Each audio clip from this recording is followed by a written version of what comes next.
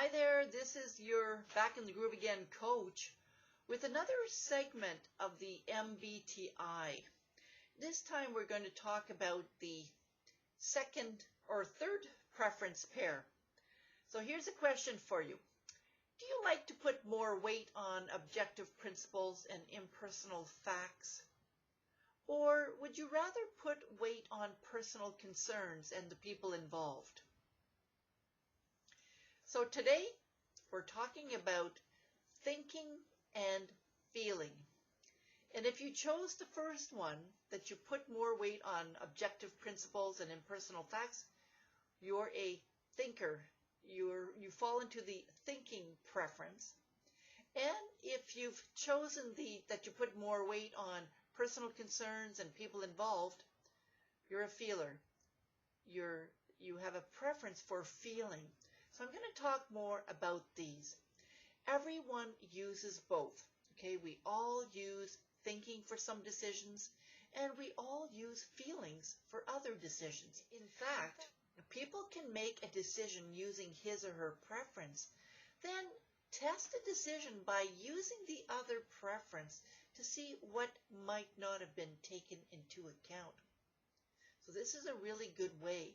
You might have made a decision based on facts and not think of necessarily other people's feelings about this decision.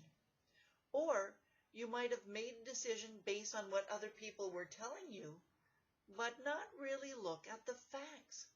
So you can see how having one extreme of that preference, thinking of only the facts, or thinking of only the people when you make a decision, how that might not be the best way of making a decision.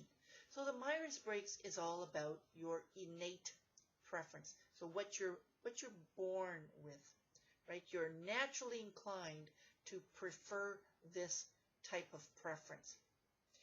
But if you haven't paid attention to how your decision making has affected you, or how it has impacted you, or how it's impacted the work environment, you might still continue to use those extremes.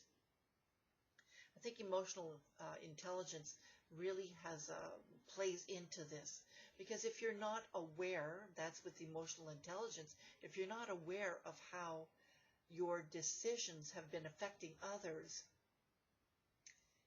then you might have a lot of angry people working for you and quitting, for example. Or the opposite is if you're only thinking of the people, but not really being aware of the impact of how taking into account the people, but you can't take account everybody. If you don't realize the impact of that, then you're going to have some upset people, as well. So emotional intelligence is related to this, but right now we're talking about these preferences here, the third preference pair. That one describes how you like to make decisions.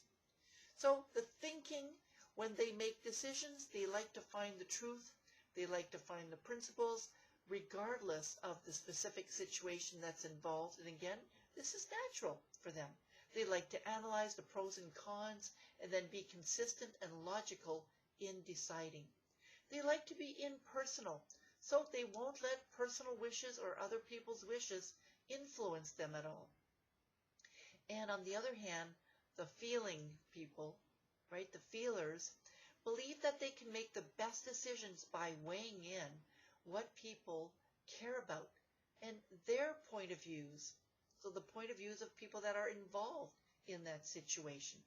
They're concerned with values and what is best for the people involved. They do whatever will establish or maintain harmony. So you can see how that might be beneficial, and you can also see how the thinkers could be beneficial too. And you can probably see the impact of both of those if they only base their decisions on their feeling or their thinking. So where would you rate yourself? If I asked you, are you a thinker or are you a feeler? Where would you rate yourself? What do you think? Do you use mostly facts to make decisions, or will you take into account other people to make decisions? You might be in between. Remember, it's a continuum. You might be in between that continuum. So here's a couple of other sentences that might help you understand if you're a thinker or a feeler. I notice inconsistencies. What do you think? Is that a thinking or is that a feeling? Yeah, that was a thinker. Or I believe telling the truth is more important than being tactful. Yes, that's a thinking again. That's the thinking, the thinking competency or the thinking preference. Now the feeling. Here's a couple of other sentences that might help you understand if you are or not. I'm concerned with harmony and nervous when it is missing. Or I make decisions with my heart and want to be compassionate. That's a feeling. So there you go. We've talked about the third preference, whether it's thinking or feeling. I've described them to you. I've given you some examples of what they are like, and I've also given you some examples of what it could be like if you were all or the other, if you were one or the other. If you want more information on the Myers-Briggs Type Indicator, I'd love to be your coach. So go to my website at www.backinthegrooveagain.com and we'll start working on this inventory. Here's the process. You book an appointment with me, I send you the link to the Myers-Briggs, and then I'll find out when you've completed it, and I'll encourage you to book an appointment to go over the results. That's it. And then we kind of take it from there. All right. So there you go. So this is your Back in the Groove Again coach, Linda. And for more information on my services, go to my website at www.backinthegrooveagain.com. I'd love to be your coach.